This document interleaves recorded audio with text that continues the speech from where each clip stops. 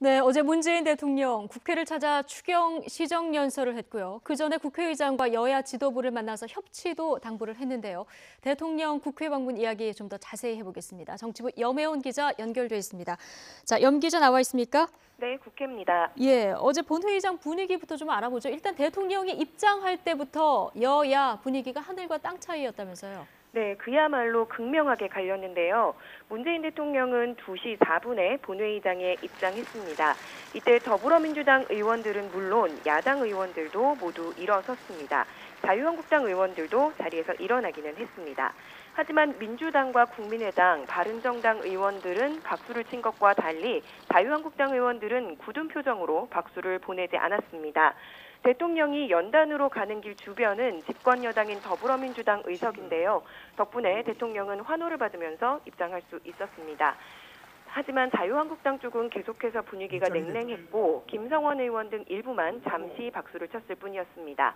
시정연설 중에도 이런 풍경은 계속됐는데요. 민주당 의원들은 모두 15차례에 걸쳐서 박수로 힘을 보탰고 대통령의 모습을 휴대전화 사진으로 찍는 모습도 간간히 보였습니다.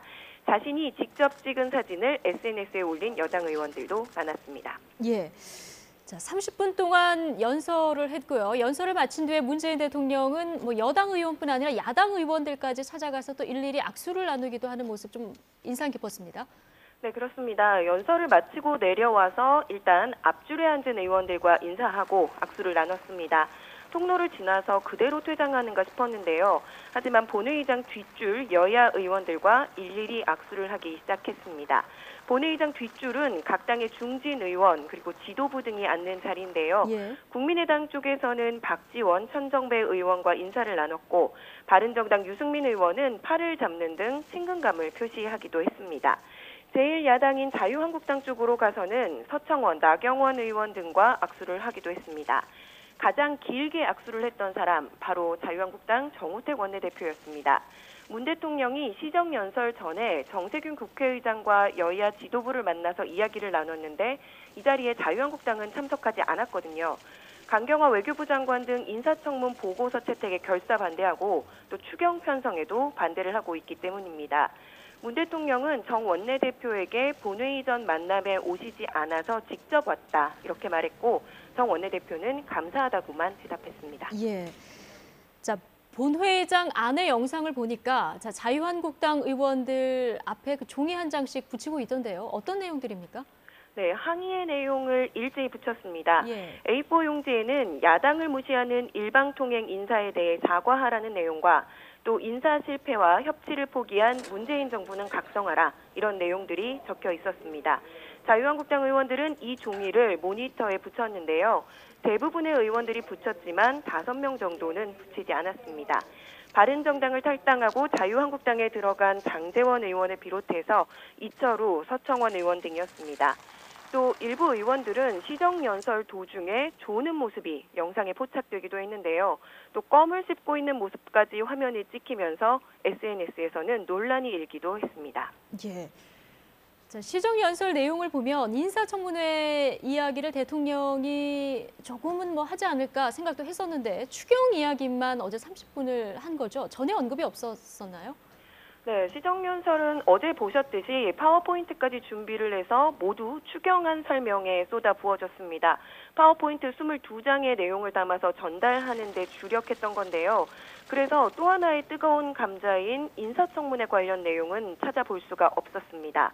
시정연설 전에 국회의장과 여야 지도부를 만난 자리에서도 별다른 언급은 없었습니다. 다만 인사 문제는 오래 걸릴 테니까 추경은 좀 빨리 부탁한다는 식의 언급이 전부였습니다.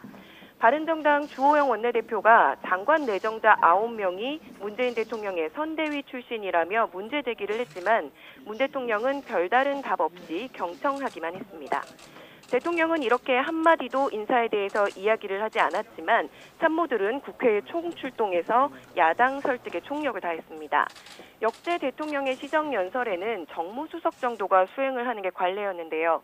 하지만 이번에는 전병헌 정무수석과 한병도 정무비서관뿐만 아니라 임종석 비서실장과 장하성 정책실장, 또 다른 수석 비서관들까지 모두 국회에 왔습니다. 표면적으로는 첫 시정연설이니까 잘 수행을 해야 한다 이런 이유를 내세웠는데 야당과의 접촉면을 좀 더 늘려가려는 의도로 풀이됩니다. 예. 자, 대통령 시정연설에는 국회의원들뿐만이 아니라 지금 국무위원들도 참석을 하게 되는데 어제 좀 어색한 모습이 연출됐다면서요? 네, 그렇습니다. 어제 본회의장의 모습은 문재인 정부의 어색한 동거를 한눈에 볼 수 있는 그런 모습이었습니다. 지난 정부에 임명된 장관들이 국무위원석 대부분을 차지하고 있었기 때문인데요.